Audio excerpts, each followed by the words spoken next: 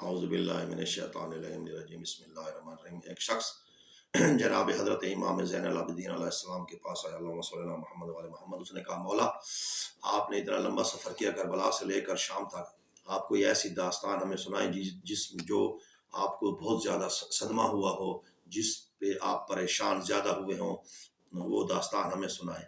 تو امام سجاد علیہ السلام نے فرمایا، اللہم صلی اللہ محمد وعلی محمد، کہ ہائے شام ہائے شام ہائے شام 3 مرتبہ کہا۔ اس شخص نے کہا کہ مولا کربلا میں ظلم زیادہ ہوا، آپ نے ہائے شام کہہ دیا۔ تو پاک امام نے فرمایا، اللہم صلی اللہ محمد وعلی محمد، کربلا میں جو ظلم ہوا، جو شام کی داستان ہے، وہ کربلا کے اس سے بہت زیادہ انہوں نے ہمارے اوپر شام میں ظلم کیا۔ جب ہم دربار یزید میں گئے تو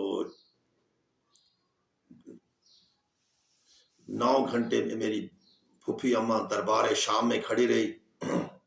یہ ملعون شراب کے نشے میں ڈوب تھا، اس کی گودی میں اس کی بیٹی بیٹھی تھی اور یہ شطرنج کھیل رہا تھا۔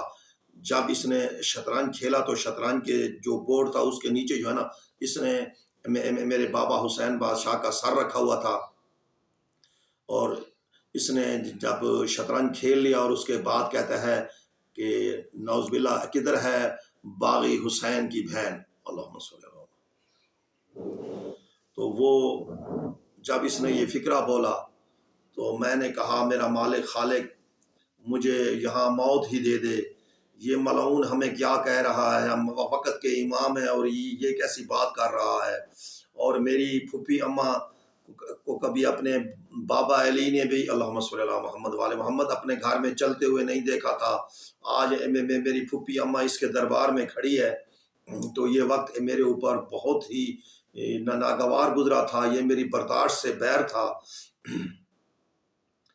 اور جب وہ بچی گود میں بیٹھی تھی، یزید ملعون کی بیٹی، تو اس نے کہا کہ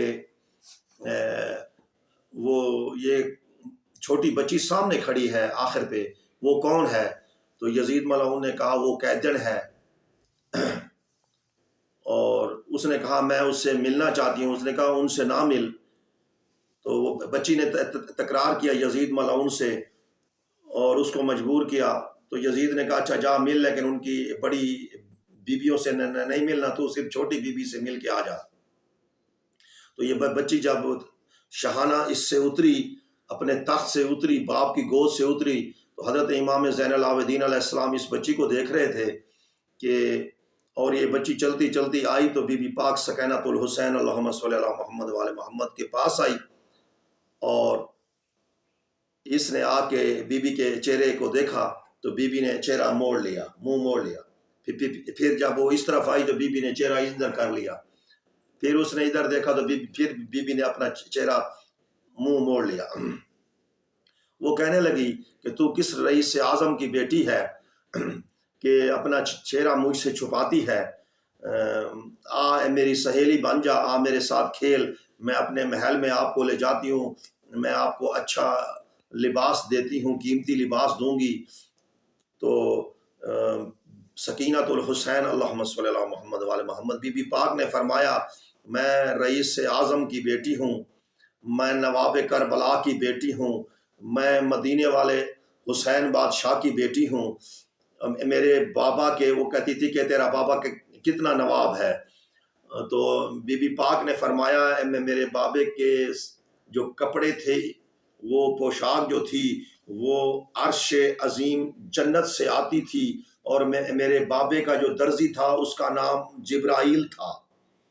تو کہتی ہے، اچھا اندر آ، تو حسین مدینے والے کی بیٹی ہے؟